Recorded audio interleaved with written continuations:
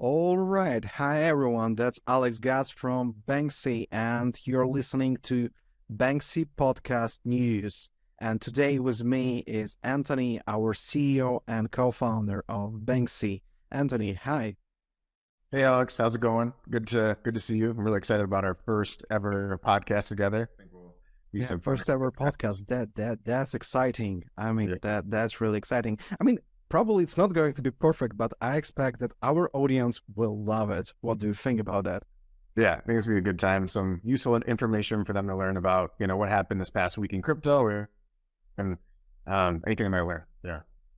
Yeah, for sure. So yeah, that's what we are going to talk about today. We're going to talk about news of the past week. So let's start. Let's try.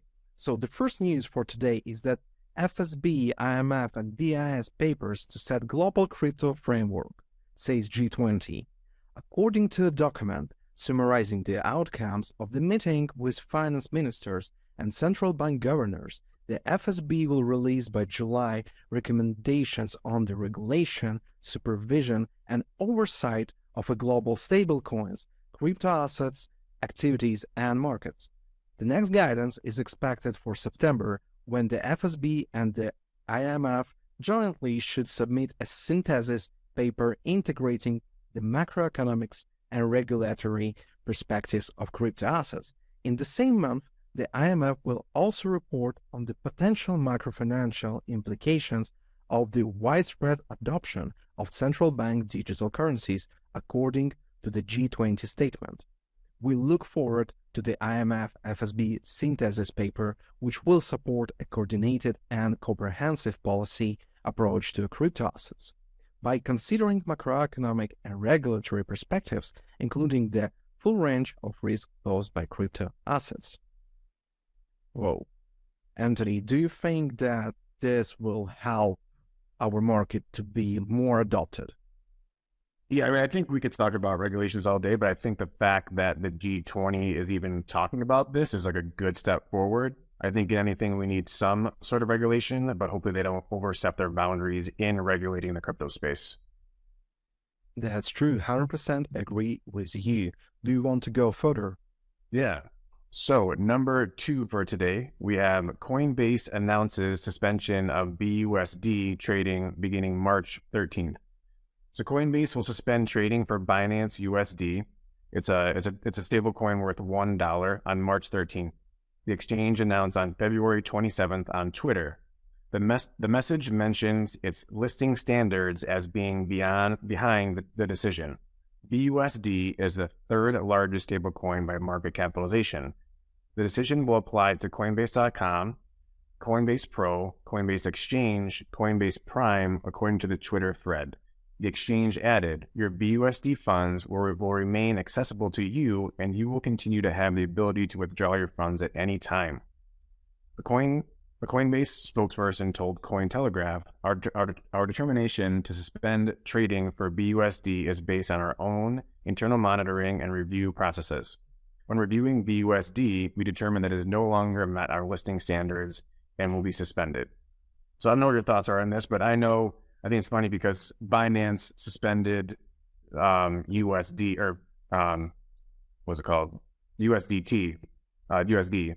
So I think it's kind of a counter-active thing that Coinbase is doing to suspend this coin. Yeah, that definitely looks like a war between USDC, BUSD, and all the major players of the market.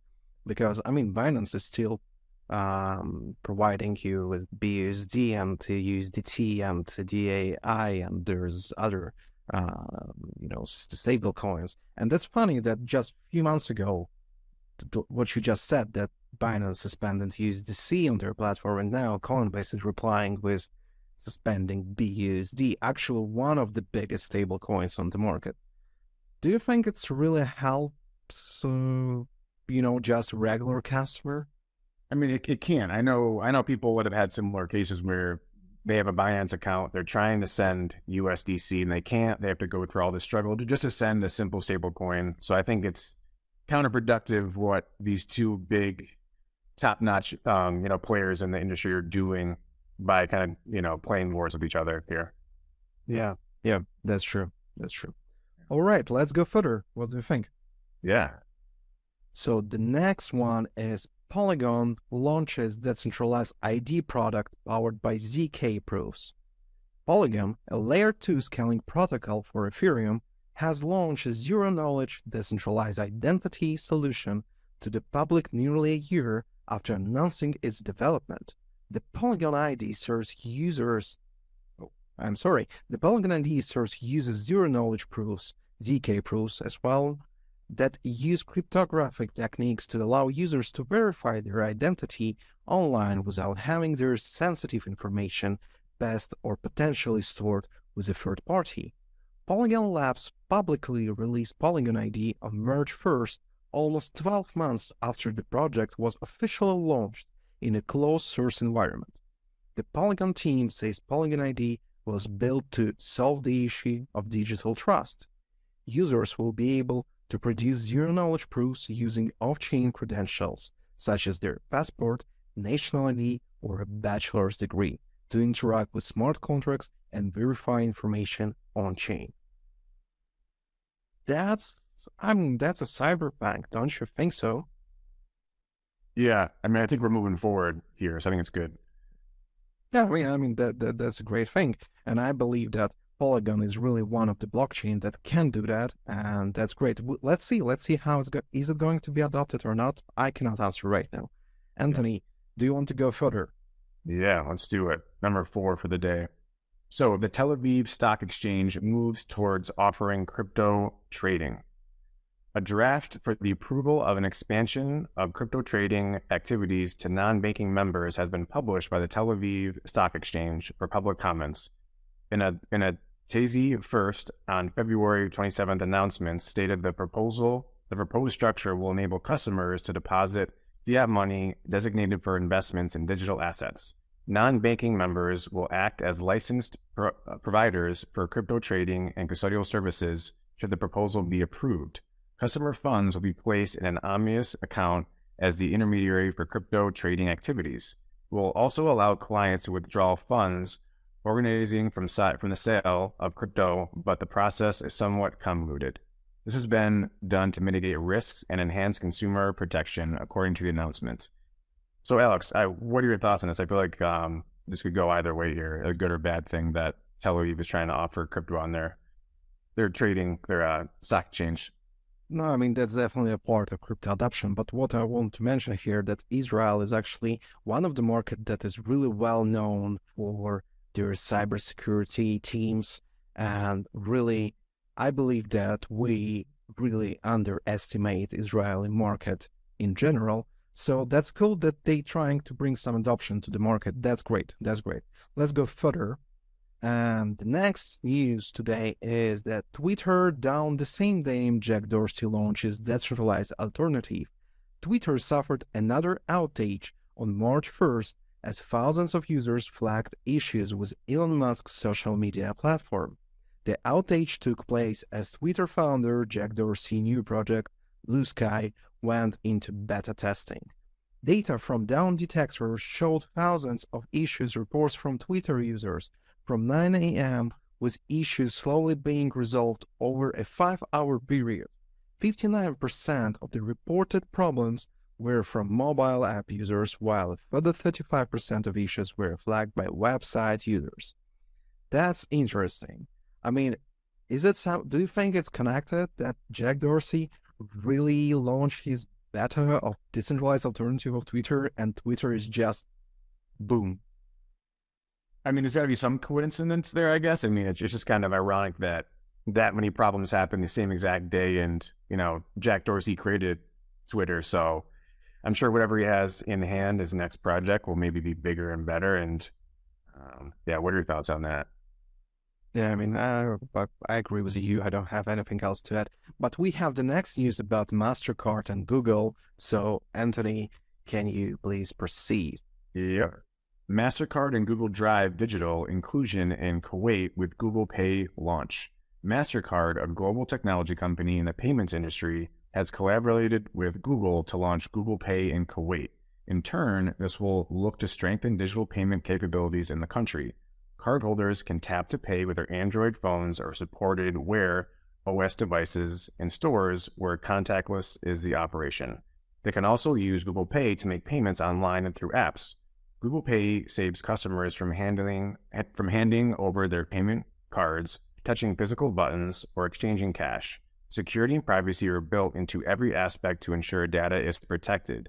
Transactions are made with a virtual card number. Therefore, Google Pay does not share the real credit card detail with the businesses. This results in the payment information remaining safe. I feel like this is a great step forward for Kuwait. What are your thoughts on this, Alex?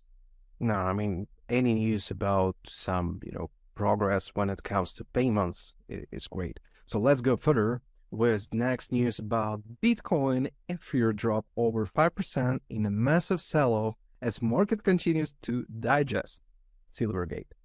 Major digital assets plunged as the business day began in Hong Kong on Friday.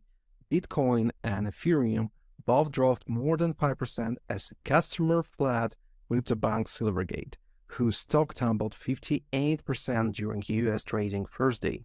Most of the other 10 largest cryptocurrencies by market cap saw declines similar to BTC and Ethereum. Institutions are a bit jumpy as Silvergate seems to be having issues. Nick Rack of Quantify, a Web3 venture studio, said it in a note to CoinDesk. I mean, I'm not in States, Anthony. You are the one, so you better share your thoughts about that. Yeah, I think this whole Silvergate thing is crazy. I mean, this is another downfall from FTX, what happened there. And FTX, Silvergate was a big customer to FTX, and now this is having another downfall where you only have two major players. You have Silvergate and Signature in the banking industry over in the States, and you're taking one major player out. And I did more research on this. A bunch of other big major exchanges have stopped doing having relationships with Silvergate. So I think they're on the downfall. It's just crazy to see this happening. I don't know. I mean, clearly it's crazy that one bank going under can affect even Bitcoin and Ethereum, the prices of it. So we'll see where this goes from here, maybe next week and the weeks to come. Yeah, I mean, that's crazy how just in a few weeks you can see how a really big player and a big crypto adopter actually is just will disappear probably. I mean, I hope it's not going to happen, but it seems like the market is really, it's not only Bitcoin that's declining, but also the market is declining Silvergate in general, right?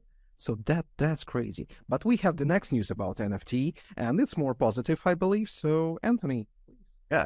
So we have NFT trading values hit $2 billion in February. This is the highest since the Luna crash, thanks to Blur.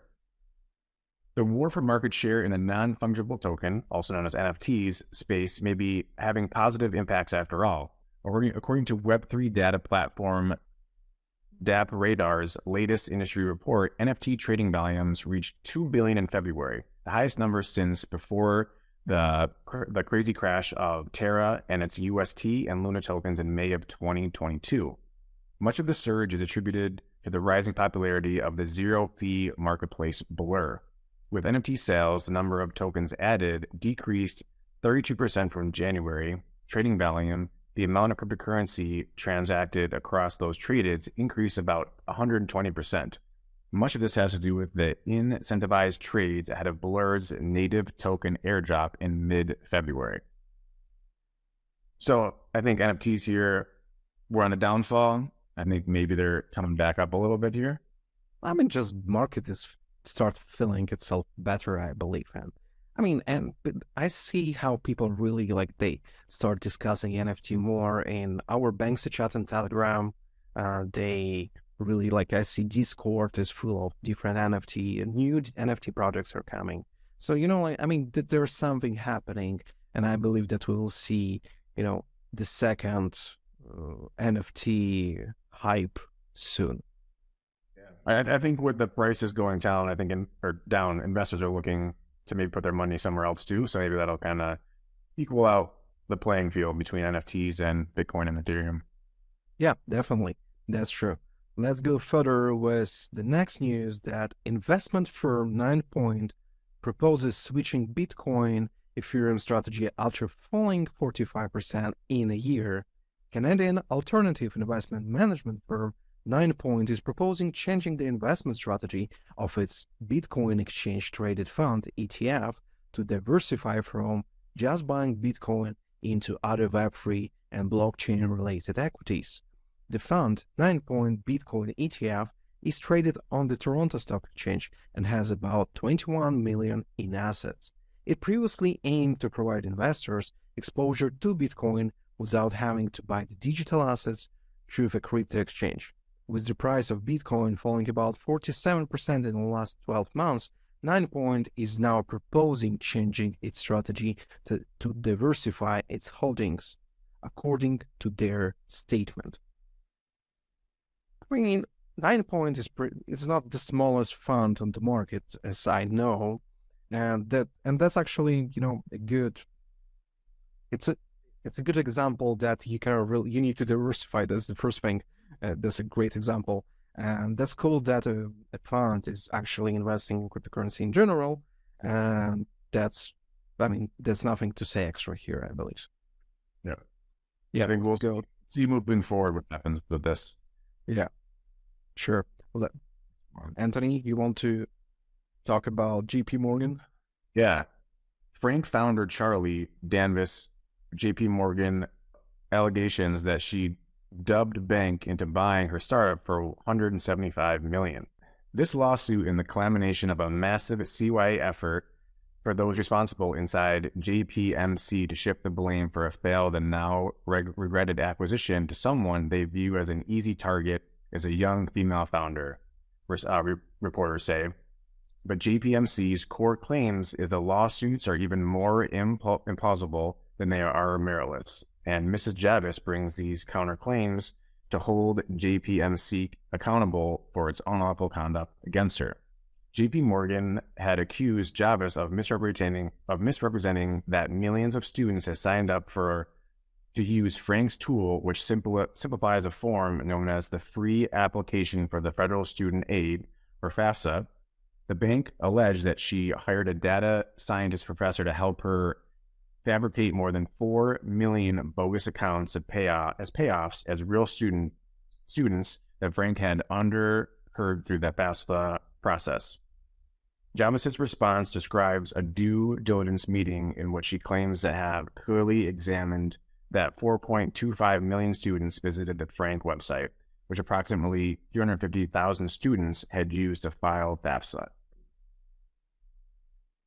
So I think obviously a big player in the banking industry here, JP Morgan, is under the spotlight here for some acquisitions.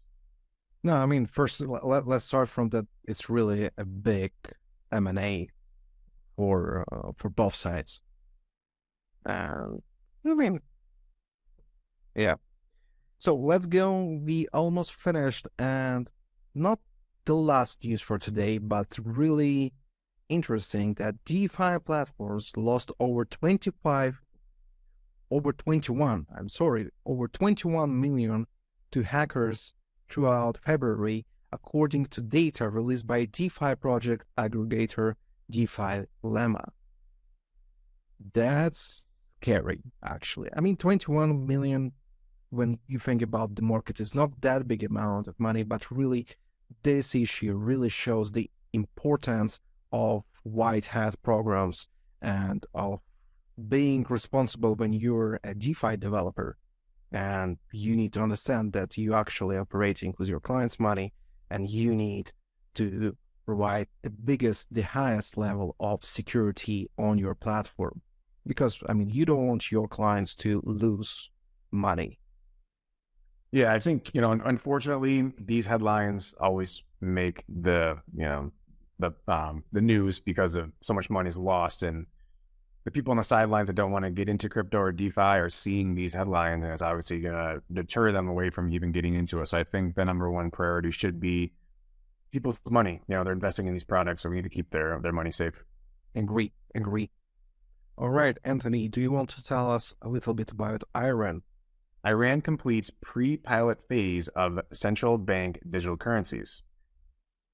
So I feel like this is pretty interesting. No, I mean, honestly, it's really a hard topic because Iran is really it's such a country that support it's Russia.